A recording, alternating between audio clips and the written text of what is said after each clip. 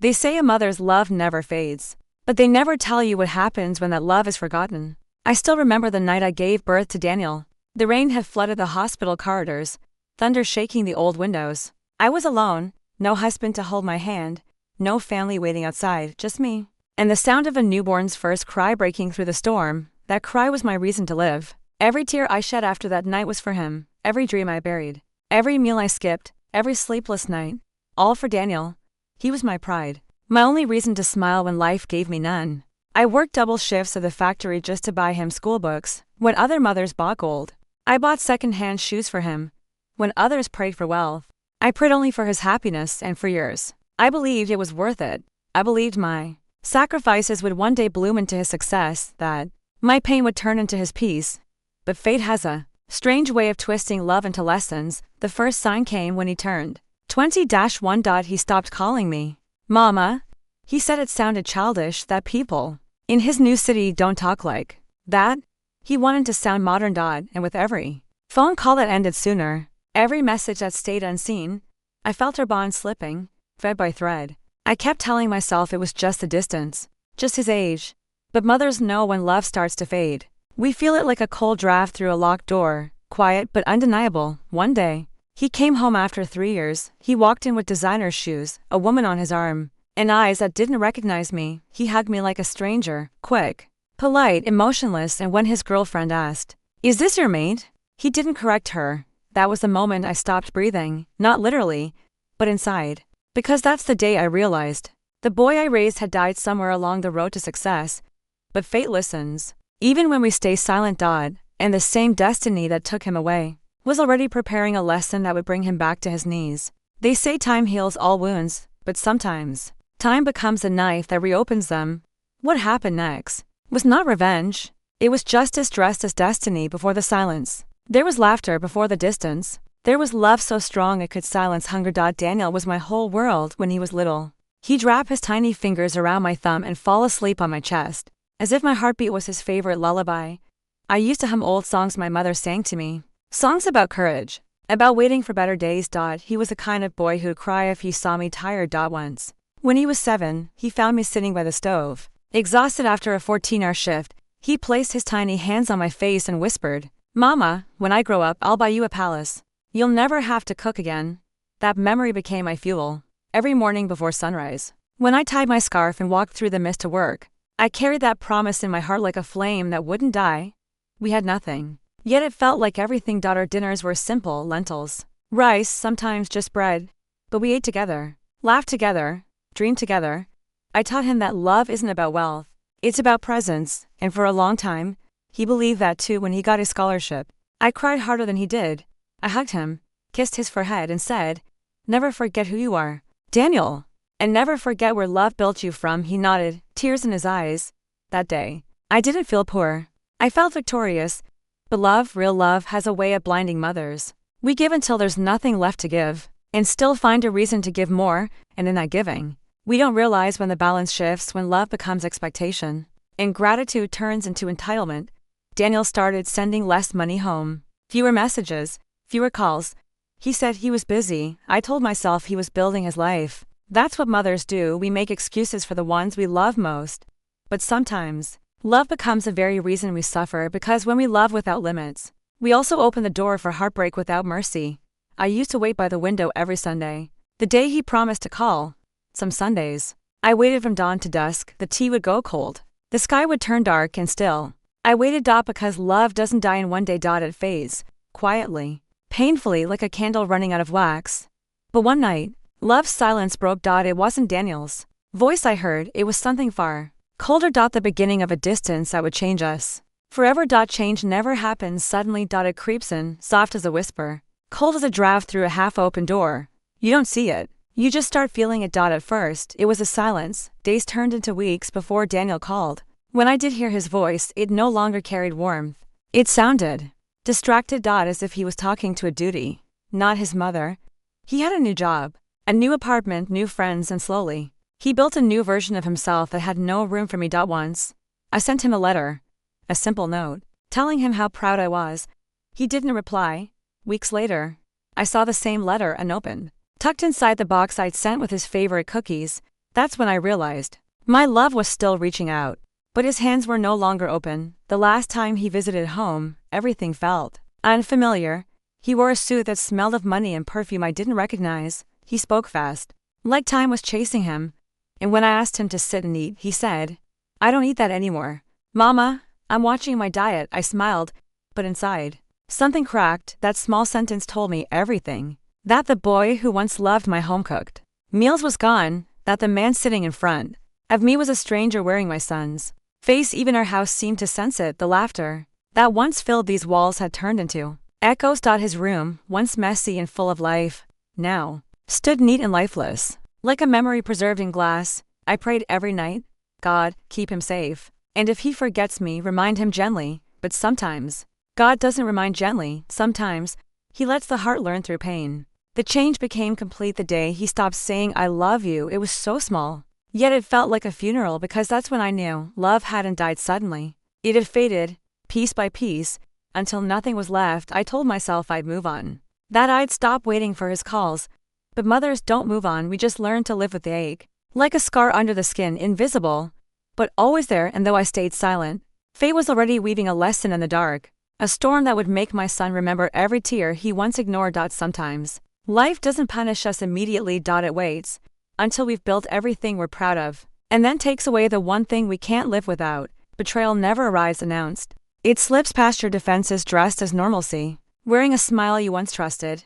I had always believed in Daniel, even when he ignored my letters, my calls, my presence. I told myself, he's still my son. He'll come back. But love has limits and silence has consequences. The day I discovered the truth, I thought my heart would shatter. He had borrowed money from relatives, promises he never intended to repay. He had sold the furniture I saved for, the small heirlooms I inherited from my mother. And worst of all, he had lied to me face to face, smiling, while masking the greed in his eyes. I remember that moment vividly. The letter arrived with his signature scrawl. "Don't worry, Mama. Everything's fine. I'll manage." Everything was not fine. I went to his apartment, hoping to find a son I once knew. Instead, I found strangers in his life, laughing, eating, living, while my boy treated me as an inconvenience. The betrayal wasn't just in the lies or the money. It was in the little things. The avoidance of my questions, the way he dismissed my advice, the way he acted like our years together were nothing but background noise to his grand story. For the first time in decades, I felt the cold hand of disappointment squeeze my chest, and then the sting of recognition. I had poured decades of love into someone who had no intention of treasuring it. I cried in the empty apartment, clutching the old scarf he had left behind as a child. The scarf still smelled faintly of him, of innocence, of laughter, of a love I once held in the palm of my hand. And I realized something crucial. Betrayal is not just about what someone takes from you, it's about what they destroy within you. But mothers are different. We mourn silently, but we don't forget. We feel the pain, yes, but we also learn. And even in betrayal, there is a seed of justice waiting to grow. Daniel had crossed the line. The boy who once hugged me tightly in the dark of night had become a man who couldn't see the value of my heart. And fate was already stirring behind the shadows. Some lessons are too heavy to teach gently. Some mistakes must be repaid in full. And soon, Daniel would learn that forgetting a mother's love is a debt that never goes unnoticed. Silence can be louder than any scream. It carries the weight of unspoken truths, the echo of broken promises, and the anticipation of what is about to come. After Daniel's betrayal, I stopped calling, I stopped asking questions, I stopped waiting by the window for a knock that would never come. I let the house, once filled with laughter, sit in stillness. Every chair, every table, every corner of my home became a witness to a quiet grief that refused to fade. People often ask me, "How can you endure it?" But endurance is not about strength. It's about patience. It's about letting life itself become the teacher, and letting karma prepare the lessons. For those who forget, I watched Daniel from afar. The boy who once ran to me after every small victory now passed me like a ghost. In his own home, he laughed in the company of others, he flaunted his wealth, and he never once glanced back at the mother who had given him everything, the one whose heart still beat for him alone. But silence is powerful. It waits. It observes, and it makes you feel every lost moment in sharp, unbearable detail.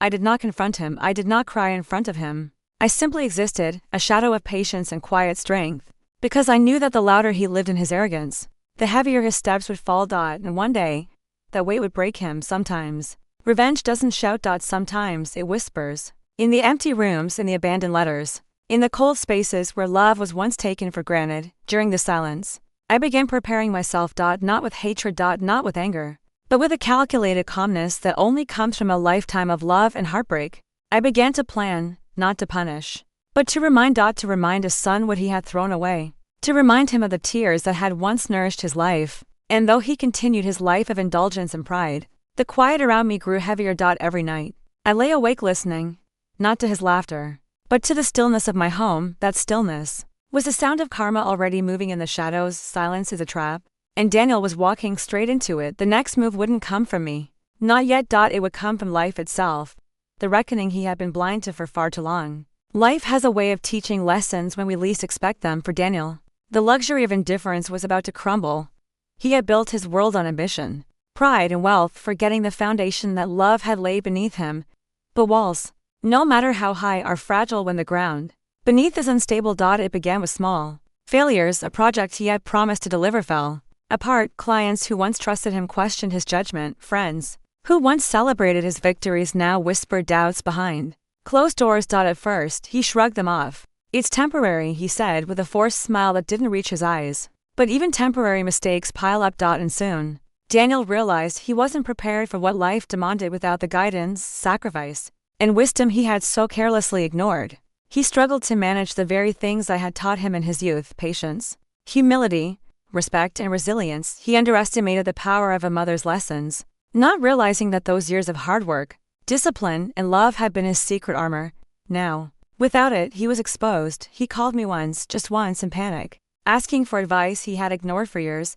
I listened quietly, offering words that were both gentle and sharp, as if every sentence carried the weight of decades. But I did not save him. I only guided him to see the consequences of the choices he had made. Daniel struggled with sleepless nights, mounting pressure, and the realization that the empire he had built on arrogance was crumbling beneath him. He began to remember the small lessons I had imparted, lessons once dismissed as old-fashioned or unnecessary, and with every remembered word, a pang of regret twisted in his chest. I watched from afar, neither gloating nor celebrating. A mother's revenge is never about humiliation. It is about awakening, about letting someone feel the weight of what they have lost. And Daniel was finally beginning to understand, but the struggle was far from over. Pride fights back even in the face of failure. Even as he stumbled, Daniel resisted admitting that he had wronged the one person who had loved him unconditionally. He fought against humility like a man clinging to a sinking ship, unaware that surrender was the only way to stay afloat. Every struggle has a purpose. Every fall carries a lesson. And soon, Daniel would see that the most important treasure he had ever thrown away was the love that had built him. It happened slowly. A truth seeps in like dawn through a cracked window, quiet, unavoidable, and blinding. Daniel sat alone in the apartment he had once filled with laughter that was no longer his. The walls, the furniture, the expensive gadgets, all of it felt hollow. He had chased wealth, status, and recognition, but in the process, he had abandoned the one heart that had given him everything. And now, in the emptiness, he began to remember. He remembered the nights I had stayed awake, sewing clothes for him when the factory would not give overtime. He remembered the mornings I had prepared his favorite breakfast, even when I had skipped my own meal.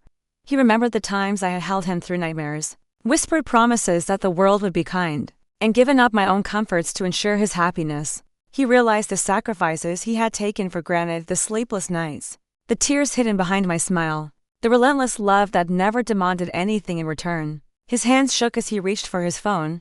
He wanted to call me, to say the words he had long ignored: "Mama, I am sorry." But pride, that same pride that had driven him away, made his throat tight, and yet, the regret was a storm too strong to ignore. He walked past the window of our old home one evening, seeing the faint light from the kitchen where I always sat, waiting silently. He saw the years etched in my face, the quiet strength in my posture, and the patience that had held him together even when he broke away. Tears blurred his vision. For the first time, Daniel understood that love is not measured in gifts, money, or praise. It is measured in sacrifice, in the countless small acts we never notice until it's almost too late. That realization hit harder than any punishment could. It was not the loss of his wealth or status that shook him. It was the understanding that he had nearly lost the one person whose heart had been the foundation of his entire life, and he had almost destroyed it. And in that moment, Daniel finally felt it. The weight of every tear I had shed for him, every silent prayer, every sacrifice. It pressed on him like a mountain, leaving him humbled, raw, and achingly aware of what he had forsaken. for the first time. He truly saw me, not as a provider, not as a shadow in his past, but as the heartbeat of his existence. Understanding alone is not enough, lessons must be felt. And soon, Daniel would face a choice that would determine whether love, once forgotten, could ever be restored. Return is never simple. It carries the weight of mistakes, of pride swallowed, and of love that must be earned again. Daniel stepped onto the old street that led to our home, heart pounding, palms sweaty. Each step was heavy with regret. Each breath whispered the apologies he had been too proud to say before. He had called, written letters, and even tried to send gifts, but nothing felt enough. Nothing could erase the years he had ignored, the betrayal he had committed, the love he had taken for granted. Standing outside the door, he hesitated. The fear of rejection clawed at him. After all, a mother's love is not a guarantee, it is a gift. And Daniel realized that gifts are fragile when broken. The door opened. I stood there, quiet as ever. No anger in my eyes, only a steady, unwavering presence. He saw the lines on my face, the strength in my posture, and the patience that had endured everything he had thrown at it. He fell to his knees. Tears streamed down his face as he whispered the words he had denied for years. Mama, I'm sorry. Please forgive me. I was blind. I was foolish. I forgot your love, but I never stopped needing it. I watched him, listening to every word, feeling the sincerity in his voice. There was no dramatic confrontation, no shouting, no recrimination, because true return does not demand proof. It is felt in the heart, recognized in silence. He stayed on his knees longer than I expected, not out of punishment, but out of understanding. He had learned humility, regret, and the depth of what he had lost, and in that kneeling, he began to rebuild the bridge he had burned. I reached out, placing my hand over his. No lecture, no list of grievances. Just the warmth of a love that had never abandoned him, even when he had abandoned it, for the first time in years. He felt safe, he felt home, and I felt the subtle shift, the return of a son who had finally remembered the meaning of love, sacrifice, and respect. But returning is only the beginning. Forgiveness and understanding are tests as powerful as betrayal itself, and soon, Daniel would learn that regaining love requires more than apologies, it requires transformation. Forgiveness is never easy. It is quiet. It is deliberate. It is a choice to release the weight that has pressed on your heart for years. Daniel stood before me, trembling, hands clasped together as if holding every mistake he had ever made. His eyes, once proud and defiant, now shone with humility and raw regret. I was wrong. Mama, he whispered, voice breaking. I didn't see. I didn't appreciate. I forgot. Everything you did for me. I looked at him, searching for the boy I had raised, not the man who had betrayed me, but the child who had once believed in the power of love and family. And I saw him, not perfect, not flawless, but real. You were blind, I said softly, and you have learned. That is what matters. His shoulders shook with silent sobs. Years of neglect, arrogance, and pride had finally broken, leaving only the pure, desperate longing to make things right. We embraced. It was not a quick hug. It was the slow, trembling connection of two hearts that had been separated for too long. The warmth of a mother's love wrapped around him, and for the first time in years, he felt the weight of every tear I had shed, every sacrifice I had made, and every silent prayer I had whispered for his happiness. Forgiveness does not erase pain. It does not erase the betrayal, but it gives space for love to grow again. And in that embrace, Daniel understood the magnitude of what he had taken for granted, the years lost, the love ignored, and the strength of a mother who never gave up. I will never forget again, he promised, voice steadier now, carrying the gravity of understanding. I will spend the rest of my life honoring you, and every sacrifice you made. I held him tighter. You don't need to spend your life proving it. Just live with love in your heart. That is enough. In that moment, silence turned into a symphony, the quiet recognition that pain can teach, that love can endure, and that forgiveness can rebuild what was once broken. And though the past could not be changed, the future, even in its uncertainty, was finally bright with possibility. Forgiveness is powerful. But the final lesson had yet to come, for pride and ego die last. And Daniel was about to learn that some lessons are remembered forever. Some lessons echo forever. They resonate long after voices have faded, long after tears have dried, long after pride has crumbled. Daniel walked through our home one last time that evening, the quiet weight of understanding pressing on his chest. Every corner whispered memories. The worn kitchen table where I had served him meals. The old rocking chair where I had sung him lullabies. The small window where he once waved goodbye to me on his way to school. He paused in the hallway, hand brushing against the walls he had once ignored. It was here, in this quiet house, that he finally heard the echoes of a love he had discarded, a love that had never stopped reaching for him, even when he turned away. Mama, he began, voice trembling. I hear you. I feel everything I ignored. I understand now. I watched him, not with triumph, but with the deep calm of someone who has endured storms and survived. I had given him my love, my patience, my sacrifice, and now, I saw it reflected back in his eyes. Not as obligation, but as recognition. The echo was not just in him. It was in the lessons he had learned, the mistakes he had faced, the pain he had felt. It was in the realization that life gives and takes, that love builds and heals, and that pride is always humbled in the presence of truth. He knelt again, not in shame this time, but in gratitude. I will never forget you, Mama, he whispered, and I will honor everything you gave me, every tear, every sleepless night, every moment you sacrificed for me.